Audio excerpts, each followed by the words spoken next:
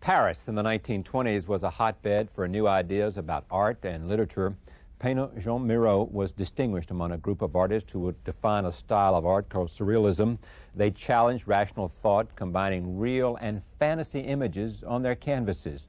Born 100 years ago in Barcelona, Spain, Joan Miró infused his strong Catalan spirit into all of his work. To celebrate the anniversary, the Museum of Modern Art, MoMA, has mounted the most comprehensive retrospective of the artist's work ever undertaken. Joining me now are Carolyn Lanchner, a curator in the Department of Painting and Sculpture at MoMA, and the curator of this exhibition, also Joan Miró, the artist's grandson. He is currently studying art history at New York University. I also should take note of this. This is the heaviest book I've had this week, Carolyn, but this is your book, which in fact is I guess, everything you ever wanted to know about Joan Miró. Probably a great deal more. and maybe more. First, and when you think about great exhibitions at your place at MoMA, Museum of Modern Art here in New York, you think about Picasso and you think about Matisse. Is Miró in that pantheon? Well, I'm somewhat at a loss exactly how to respond to that, because I'd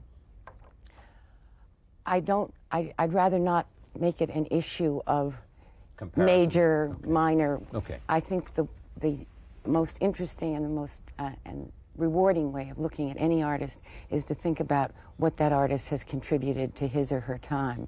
And in that sense, Miró is very definitely up there with anyone. Okay, so answer the question, what did and what has Miró contributed to the times? I think that he has changed the way we look at the world around us. There is no question that he changed the way artists think about how they can make a painting. He literally invented a whole new kind of pictorial spatiality with the so-called dream paintings made between mid-1925 and mid-1927. I mean, we are now so used to the idea of color field painting, it's hard to think about how extraordinarily radical those pictures were when they were introduced. Okay. I only like to do this because this is a book by, in part, where the co-author is Joan Miró. But what's interesting about the book, if I may do this, is just to show these photographs. Can you come in here a little bit? I just want to, it's interesting to me not only to see the photographs, but also see the painter that we're talking about. All right, can you see that? Come on in for me. There you go. You might want to just say a few things about, tell me about your grandfather. Give me a kind of personal sense of this man and what Barcelona meant to him. Barcelona meant to him the capital of Catalonian art. But at the same time, I have to say that I know Miró not as a painter, not as an artist, and not either as a genius. Yeah. I know him for 15 years as my granddaddy, and that only makes a big difference. I know Miró as a simple man that was completely beyond some kind of familiar sense of household. He was beyond his own tasks at home. He was always close within himself, an extremely private and above all modest human being. Mm. And that somehow played a great role on my life too. That changed a lot. Mm. He died, what, how long? He died in what, 10 years ago? 10 years ago, that's right. Yeah, and he was what, 9? So he was 90. This is 100, yes. It would be 100 born in 1893. How many paintings in the exhibit? No, let me forget that question. You, the curator, yes. You know, and you've been given this opportunity by the Museum of Modern Art to produce this important retrospective. Yeah. How long does it take to do it? Where do you get the paintings? Because I was in someone's home recently who had one of the Matisse paintings that was in the Matisse exhibit, and I thought, wow, I mean, you know, for a country boy from North Carolina, this was damn impressive. Tell me how you go about putting a retrospective together, and what do you want to say, and how much is too much? Because one comment said that sometimes for a great artist, you don't have to have everything that artist has done, because some of it, in some cases, too much detracts. Well, to try to take in segments your various questions. You don't have to embarrass me. I'm sorry, with no intention to so do. Go ahead. It took about 3.5 years. I think any project of this scope takes about that long, and it's it's just too difficult, too complex to really describe, and it would bore everyone to tears, or some parts of it. But you call up every museum and every private collector that you know that has a major work, and you try to figure out if you can get it. You try to find out where everything is that you're interested in. You go look at them, then you try to convince the collector that the project is worthwhile. Did you meet any failure in convincing someone that who said, I don't care, I'm not giving up? Well, it's inevitable that you will meet a failure, or two, or three, or four. Right. But we had remarkably few on this exhibition. I mean, we're very, very fortunate in the responses we got. And one of the most extraordinary things, of course, is that as the image on the cover is one of 23 tiny gouache paintings. Well, they're not so tiny, but they're small. Can you come to this, guys, as we look? Yeah, go ahead. All the same size. As I said, 23 of them, which Miro very specifically wanted to have brought together and arranged chronologically. He said, this is how you can follow my development. It was never done until this exhibition, and I mention it simply because it's an example of how lucky we were. Yeah. He, as a painter, he was very studied and careful and what? Well, there's two sides of Miro, very pronounced two sides. Okay.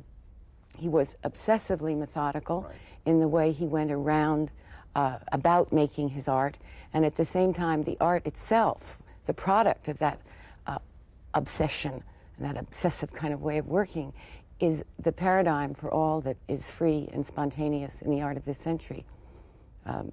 If abstract expressionism has an root, it's certainly in Miró. How did he define himself? I mean, what was his own sense of where he stood? I don't know that he was excessively concerned with where he stood in terms of history. I think where he wanted to stand was at that place where he could produce the most expressive art of which he was capable. That would stand up against the art of the ages. During the latter part of his latter years, some notion that he wasn't, that work is not as good as the earlier work. Well, I think that's come about largely because in those late years, well, for one thing, people tend to forget that there was a whole period between 1950 and 1960 where he painted very little. Is this when he went into doing other things? He did a lot of ceramics, right. A lot of sculpture, and an enormous amount of printmaking. And I think that the prints that come from that period have come to be seen as a sort of signature Miró, which they are not. It's but a facet of the way he worked. And it was sort of the sheer amount of those prints that has tended to skew people's views of Miró. What was his relationship to Picasso? They were friends. Miró not only liked him, he admired him. He met him the first time he went to Paris in 1920. Picasso was enormously supportive and also acquired within a year or less of meeting Miró 2 of his paintings, which are now in the Musée Picasso in Paris. That is to say, they're at the Museum of Modern Art at the moment. Museum of Modern Art, right. Normally, that's where they are. And I can think of one anecdote about them, which Miró himself told. At one point in the early years in Paris, when he was feeling extremely discouraged and like he was just getting nowhere, and he went to see Picasso, and Picasso said, get online, wait your turn, just pretend you're waiting for the subway. And Miró seemed to like that a lot. Yeah, that his time would come. Yes, which indeed it did very, very shortly thereafter. Define surrealism for me in a sense. I always find it should be a very easy question. I know it should. And I never find it that easy. Surrealism really was much more a literary movement than a movement in the visual arts. The visual arts sort of got annexed to it by Breton, who in fact referred to painting as a lamentable expedient. But that comes about largely because the surrealist ideal was a process, or at least in its early years, of free association, whereby the practicing surrealist writer, he would also extend, of course, to painter, would, by a process of hallucination or by dreaming or something, get at the depths of the subconscious, the irrational, which was surreal, more real than reality itself. Right. And this necessarily without aesthetic goals. Now, you can't paint without some aesthetic goals, so there was an incompatibility from the very beginning between the theory of surrealism and the practice in terms of painting. Before we go to the paintings, we've got 6 slides here. Tell me what his legacy is for you as his grandson, beyond the personal, but also personal and also his place in art. I have to say that You're a young student.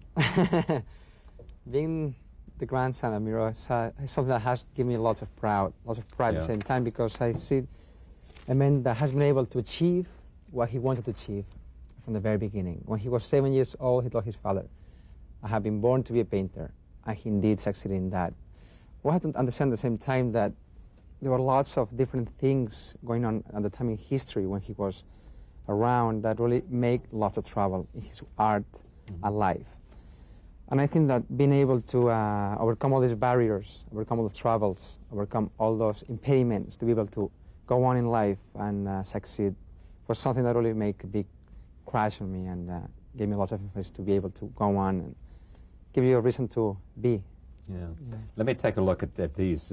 First is 1918, I think it was, Standing Nude. Carolyn, tell me about this. There it is. I find this an amazing picture. It's startling even now. It was done at an early period of Miro's life, before he'd gone to Paris. And most artists at their beginnings paint in what I might call a sort of generic way. That is to say, before the artist is capable of taking fragments of inherited tradition and putting them together in a new way, in his own expressive voice, that painter paints within the tradition he finds in place. I mean, an early Picasso, an early Matisse, an early Miro, you can exchange with an early who knows who, right, so long as it was a competent painter. But what distinguishes Miró, I think, or one of the things it does, is that he so aggressively wants to get out of that generic way of painting, so that here he's painting this before he's found his own new means of expression. So what he does is he takes a very traditional subject, the standing nude, in an exotic interior, and jolts her with a sort of dash of cubism and a huge dollop of Matisse. In other words, makes incompatible styles cohabit in sort of flaunting of any notion of good taste. Right. Right. And nonetheless coming together to make a very powerful presence. Only because of time. Sorry. No. This is the one that's most famous to me, the farm. Tell me about the farm. And what he was trying to say and what he did say. I would like to say less about this, if I may, and have Juanito say something, since this is a place you know very well. Yeah.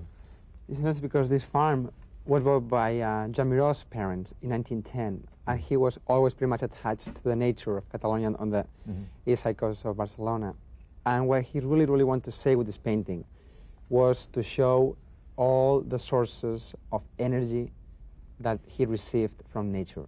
He always said, I have to be away working throughout the world, for example in Paris or in Barcelona, but he has always to go back to nature to nourish himself. Yeah, now, Hemingway bought this early on, didn't he? Very early on. He wasn't, as is usually supposed, the absolute original owner, but close on. Yeah, right. And who owns it now? The National Gallery. It was bequeathed to them by Mary Hemingway. Okay. Next slide, The Hunter. This is 1923, 1924. Some sense of the... Well, this is another well-known... I mean, this picture is, I think you can pinpoint this picture as the breakthrough picture in Miro's oeuvre. Up until this point, he worked before nature, from looking at perceived reality. At this point, he moves into the realm of the imagination. Roll next slide. This is part of the famous Dream series that you mentioned earlier. Tell me about it. When I was talking about a new kind of pictorial spatiality before, this is specifically what I was talking about, the kind of monochromatic field of luminous color over which just the very schematic drawing floats. It's a kind of space that looks almost metaphysical, but in a certain way is really the analog of the space we live in, immersed in it. Okay. The next slide is from the Constellation series, which I mentioned, which sort of was a very productive period, 1940, 1941. Yeah. You know? Go ahead. Set it in its context of its time and tell me why it's important. Well, of these 23, the first was made in January of 1940, the 23rd in September of 1941, so done over a nearly 2-year period, during which the circumstances of Miro's life were harrowing, in a sense. He made the first 10 in Vangeville-sur-Mer, where he was, that was in Normandy, because he felt that he was then living in exile in France, afraid to go back to Spain because of Franco. Right. But he was in Normandy because he thought that there he and his family would be safe from German attack. Well, the Germans attacked through Flanders, and Miró had to flee through France. They opted to return to Spain, even though they weren't sure what kind of reception they would get. Indeed, they went, instead of going to Barcelona, where they were warned not to go, they went to Palma, and Miró for some time used his mother's family name, Farah. Is that right? Mm-hmm. Instead of his own better-known name. Okay. Let me take this last slide and talk. This is untitled 1970 to one of his last works. Well, again, if I could defer to Juanito, who I've heard talk about this painting. Yeah, I like to talk about this painting very much because it emphasizes a lot the importance that the last period of his life had throughout his entire literary development. In 1980, 1979, he was by himself, living in Mallorca. I was even barely able to see him at home. Why? Very simple, because he had always the obsession of working until the last day of his entire life. Obsession with working. Definitely. He had a complete dialogue with painting that nobody was able to interrupt. And that was something that became an obsession, specifically at the last time of his career. And I remember very well one day that he wrote a piece of paper saying, "Now that I cannot work, I want to die." And that was something that I cannot get out of my mind. Because what kind of person can say this? When I'll be 65, you know what I'll think? I said, now I want to retire. I don't want to work anymore. These kind of people that make changes, like Martin Luther King and the civil rights, Kennedy, the president, all these big or the biggest, these people really make radical changes through conception of living, making changes through conception of his entire fields, music, arts, president, politics. These people really make changes. And life is nothing with work. Work, work, work. Life is nothing without work. Without work. Yeah, right. Let me finally, the legacy that he has and the fact that somehow exhibitions in the United States have made a real, what they did for his career. What exhibitions in the United States did for his career? I think they were very important to it. Partially for political reasons and partially just for reasons of a greater awareness here. Miró was celebrated earlier in the United States, became attractive to collectors and to museums far earlier than he did in Europe. In fact, put in a plug for the Museum of Modern Art. We gave Miró in 1941 his first museum retrospective. So that's also redounded to our benefit. The benefit of this exhibition, in that there is so much of Miró in the United States that it made it somewhat easier to borrow than if you're asking people to lend something across an ocean. I've mentioned his legacy a couple of times and also the impact he had. If you had in a word to sort of sum up this achievement. Without the space that he literally invented in the dream paintings, it is very, very hard to conceive of this whole area that we refer to as color field painting. Maybe it would have been there anyway, but it wouldn't have had this early sanction that comes from Miró. Sanction and definition. Yeah. Yeah. Great to have you. Thank you very much for coming. You. Well, nice to meet you. What you said about obsession rings because those words were heard recently in this broadcast by Anthony Hopkins. Yep. The actor talking about the obsession of artists, creative artists of all kinds. The Museum of Modern Art will be there through January 11th, am I right? Yeah. January 11th, the 278 combination of ceramics and painting? Yeah. Close. Close? Yes. More than 278, less than 278? Or? On the main 2 floors of the exhibition, there are 298 or 9 works. And then there is a separate print section upstairs. Well, you certainly should know. Thank you very much. It's a pleasure to have you here, and I hope many people will go see the exhibit at the Museum of Modern Art here in New York City through January 11th. Thank you for joining us this evening. See you next time.